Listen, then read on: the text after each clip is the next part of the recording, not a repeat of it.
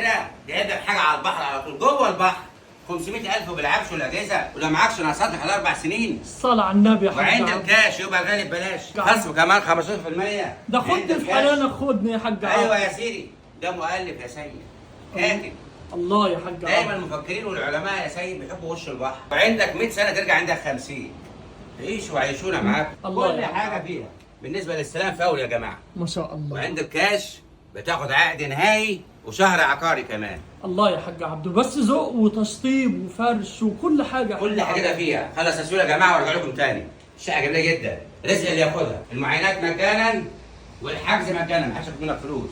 بس كل حاجة زي ما هي يا حاج ايوه عبد. هي. تعالى شوف المرجحه كمان يا سيد. يا سلام سلام. على حب وحب. ايوه. وعد ومكتوب لا احبه. السلام عليكم ورحمه الله وبركاته. اللهم صل وبارك على سيدنا محمد والسلام. من اجمل شيء يا جماعه هو صلاه النبي. عيشوا وعيشونا معاكم حياه حلوه كل كبيره وصغيره هوريها لكم، عشان لو عجبك وانت قاعد بقى على الركن بتشرب القهوه حضرتك بترن عليا يا حاج محمد احجز لي الشقه دي بتاعت الكاتب والاديب. اللهم صل وبارك على سيدنا محمد عليه السلام. من اجمل شيء هو صلاه النبي. عيشوا وعيشونا معاكم. دايما المفكرين والعلماء بيحبوا الحاجات اللي وش بحر يا جماعه، علشان بص كل حاجاتها بلزقها، مفيش حاجه استخدمت، بوتاجاز جديد اهو.